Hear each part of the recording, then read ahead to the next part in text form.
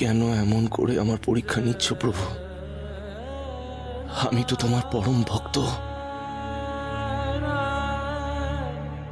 তুমি কেন আমার পুজো নিলে না? কেন কেন আমার ভাইকে এত কষ্ট দিচ্ছ? ও জমিদার মশাই, আমার কথাটা একটু শোনো। তোমাকে রক্ষা করতে স্বয়ং মা আমাকে পাঠিয়েছে। না না না, আমি কিছুতেই মানবো না, কিছুতেই না। কি মানবেন না আপনি? হ্যাঁ, ওই ওই মা কালী, ওই মা কালীর পুজো আমি কোনোদিনই করব না। আমার ভাই যদি মারা যায়, ওই সন্ন্যাসীগুলোকে আমি সারা জীবনের মতো অন্ধ কারাগারে বন্দি করব। ওই মা কালীর মূর্তি নিয়ে ওরা সারা জীবনটা ওখানেই কাটাবে। শুনুন না, আপনি তো সকাল থেকে কিচ্ছুটি মুখে তোলেননি। এই পায়েসটুকু খেয়ে নিন। এখন পায়েস খাওয়ার সময় নয়। যাছা অন্ন ফেরাতে নেই। একটু পায়েস খেলে আপনার কি বা ক্ষতি হতো? হেম, আমাকে আমাকে বিরক্ত করো না, আমার ভালো লাগছে না। আমাকে ক্ষমা করো ঠাকুর, তোমার নাম করে হলেও এটা ওনাকে খাওয়াতেই হবে।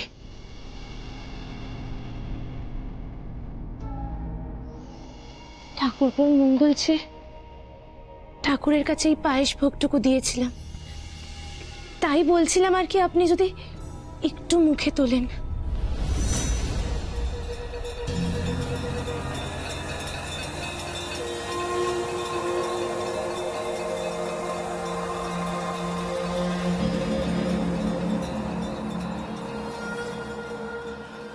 গুরুদেব, গিন্নিমা তো এখনো এলেন না।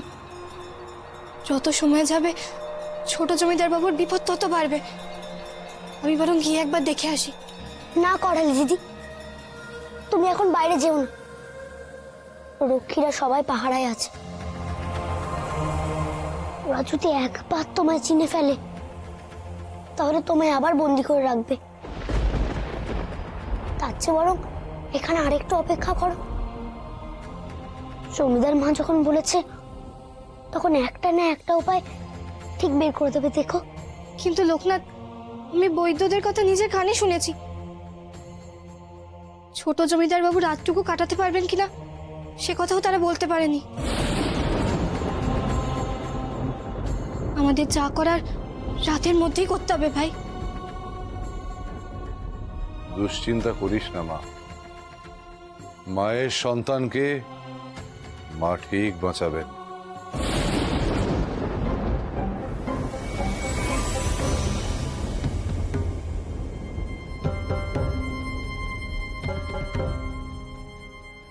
ও মা, এইটুকু আর একটু খান। দেখো হেম, ভোগ বলে আমি খেয়ে নিলাম, নচেত খেতাম না। দয়া করে আমাকে বিরক্ত করো না।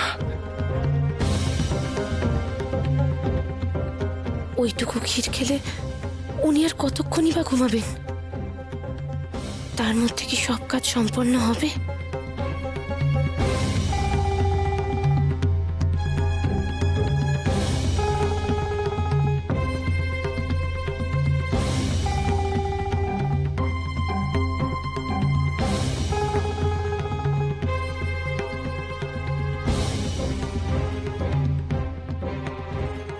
আপনার কি ঘুম পাচ্ছে?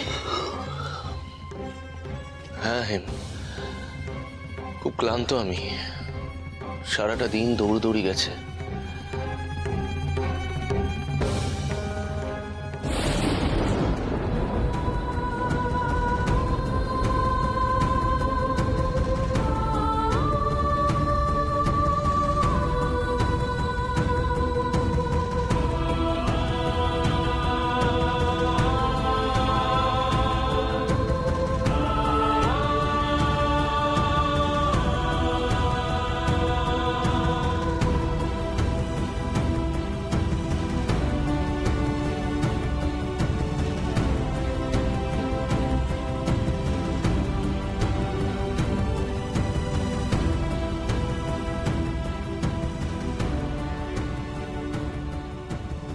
আমার অপরাধ নিও না ঠাকুর।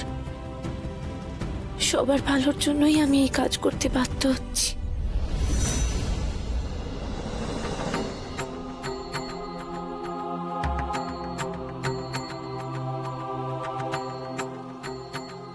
গুরুদেব, গুরুদেব।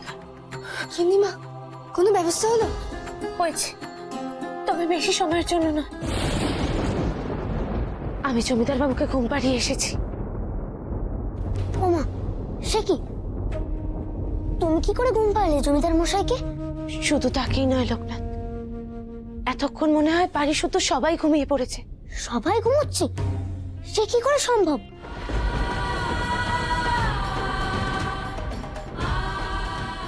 শাশুড়ি মার যখন অনিদ্রা রোগ হয়েছিল, তখন কবিরাজ মশাই এই ওষুধই দিয়েছিলেন।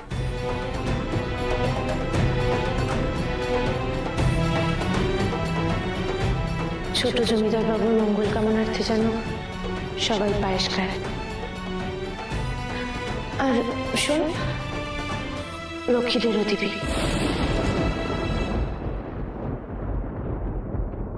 তবে জমিদার মশাই খুব অল্প খেয়েছেন।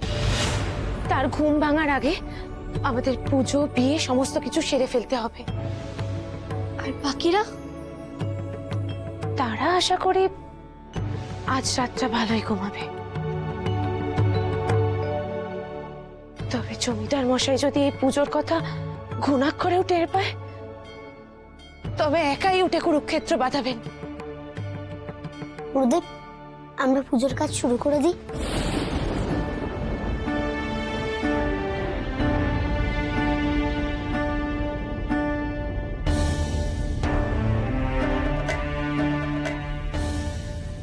গুরুদেব, বিয়ে আর শিবসতী যজ্ঞ অল্প সময়ের মধ্যে সারা সম্ভব নয়।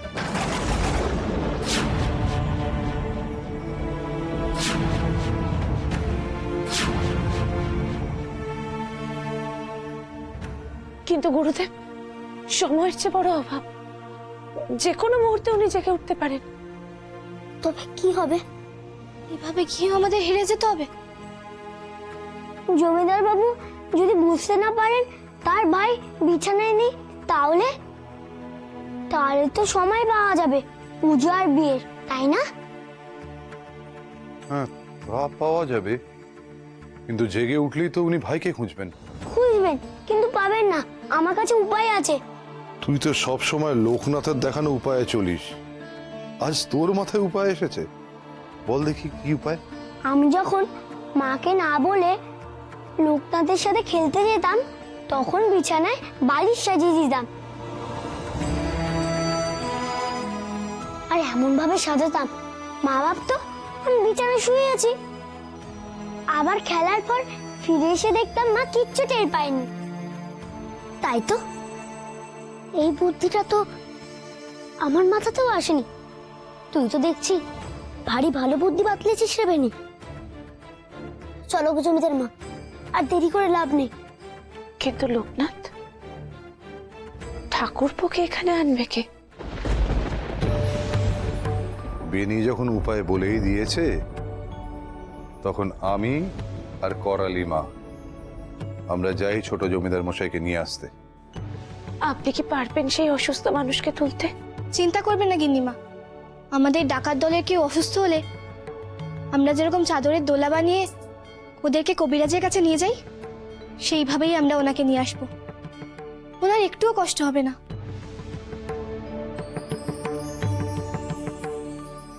তুমি যে এইভাবে আমাদের আপনজন হয়ে উঠবে তা আমি বুঝতে পারিনি করালি।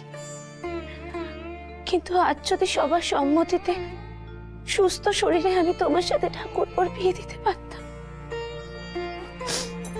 চোখের জল ফেলবেন না গিন্নিমা,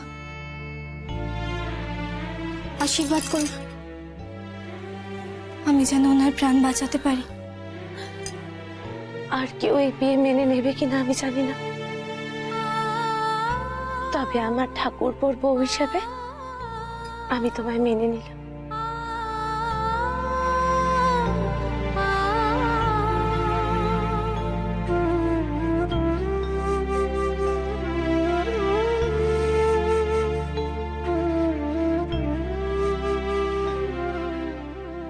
আশীর্বাদী হিসাবে এই হার পরিয়ে আমি তোমাকে আমার বাড়ির বউ হিসাবে বরণ করে নিলাম।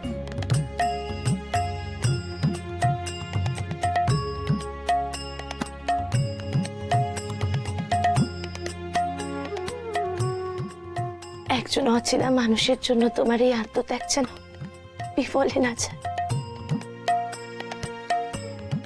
মা যেন তোমাকে কৃপা করে।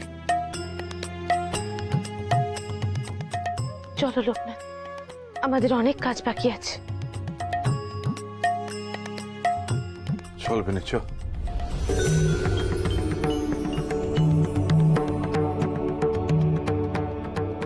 এসো, সাবধানে।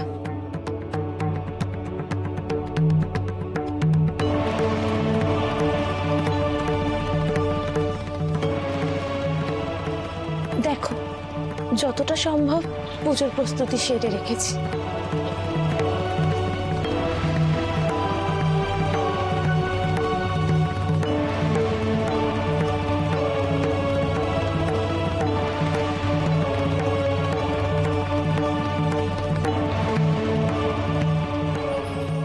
লোকনাথ, গুরুদেব যে বলে গেলেন মা কালীকে প্রতিষ্ঠা করে তারপর মা আর বাবার পুজো একযোগে করতে, কিন্তু আমরা এখন শিব ঠাকুর পাবো কোথা থেকে?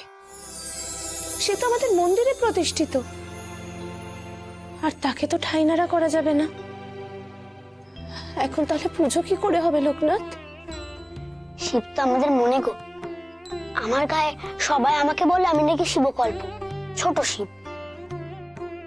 তুমি তো তাই বাবা, তোমার মধ্যেই তো আমরা স্বয়ং মহাদেবকে দেখতে পাই। তাই তার নাম করে যেখানে থেকে গড়ে রাখবো সেখানেই তুমি প্রতিষ্ঠিত হবেন। সে আমি খুব ভালো করেই বুঝেছি। শিব ঠাকুর তোমাকে তার হয়ে পাঠিয়েছেন, কিন্তু লোকনাথ এখন মূর্তিটা কে গড়বে? আমি গড়ব, আমি গড়তে পারি তো। জানো, আমি যে শিব গড়েছিলাম, মা তাতে পুজো করেছিল।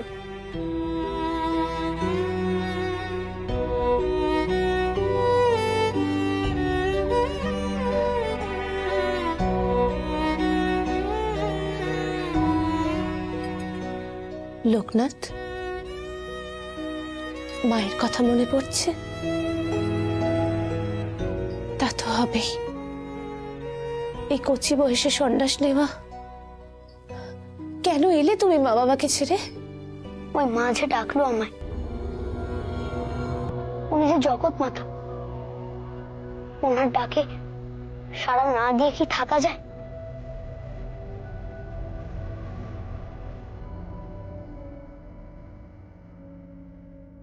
না না, তুমি এখন আমাকে পুজোর মাটি দাও।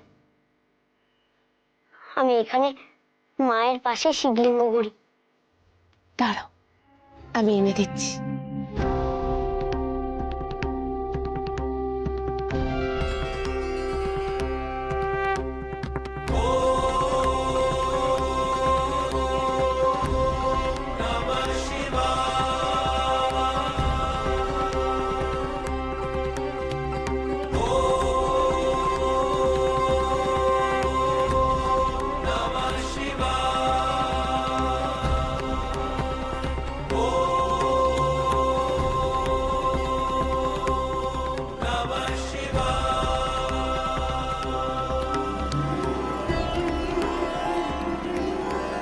এতদিনে তোমাদের বাড়িটা সম্পূর্ণ হবে, বুঝলে?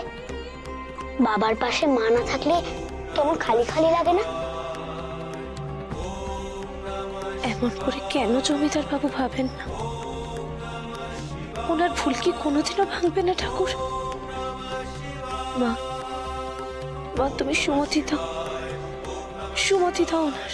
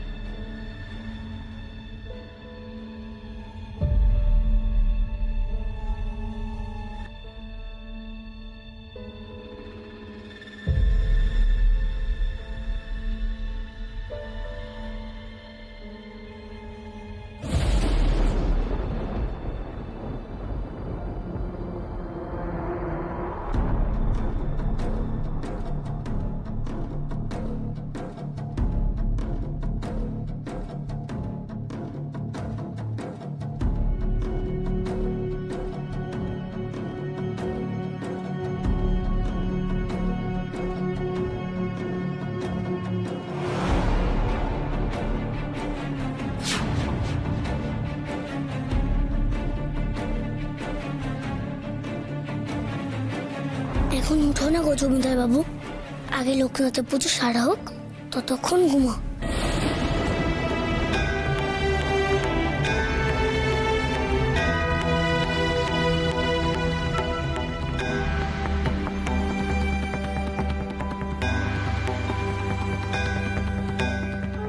नमस्ते रुद्रमन्नभः उद्धतो ऋषभ नमः बाहुभ्यान्मते नमः याता रुद्रशीव तनुरघोरः पापकाशिनी या नस्तन्न शन्तमया गीसतां मे चाकुशीः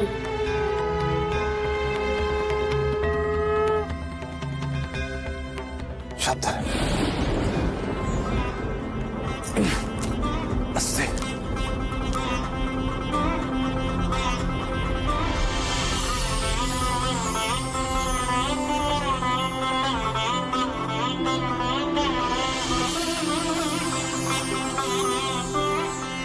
সব কাজ নির্বিঘ্নে সম্পন্ন হয়েছে। করালি মা, একটু পায়ের কাপড়টা ছাড়িয়ে দাও তো।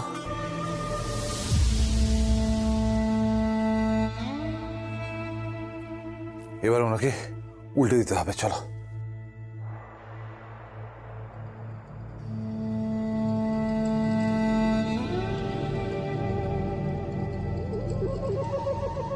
গুরুদেব, আমি শিবের প্রতিষ্ঠা করেছি, ওই দেখো।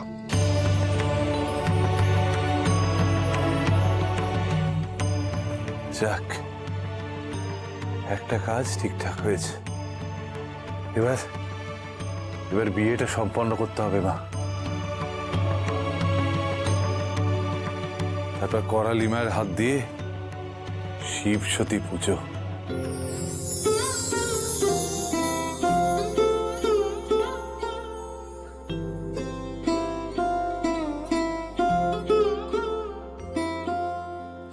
করালি, চলো আমার সাথে। জমিদার বাড়ির বউয়ের কি কখনো এই সাজে বিয়ে হয়?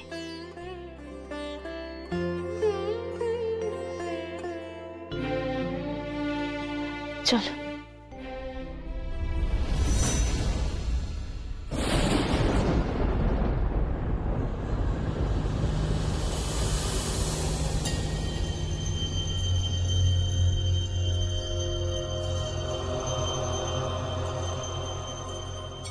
আশ্চর্য, হঠাৎ এইভাবে ঘুমিয়ে পড়লাম কি করে? কি হয়েছিল আমার?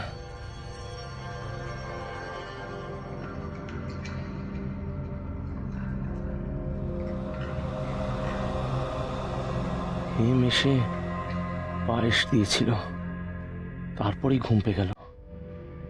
অদ্ভুত তো, রাঘব ঠিক আছে তো?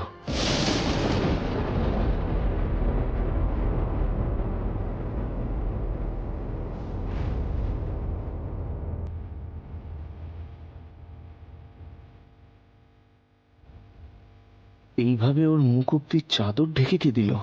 নিঃশ্বাস পড়ছে বলে তো মনে হচ্ছে না। সর্বনাশ!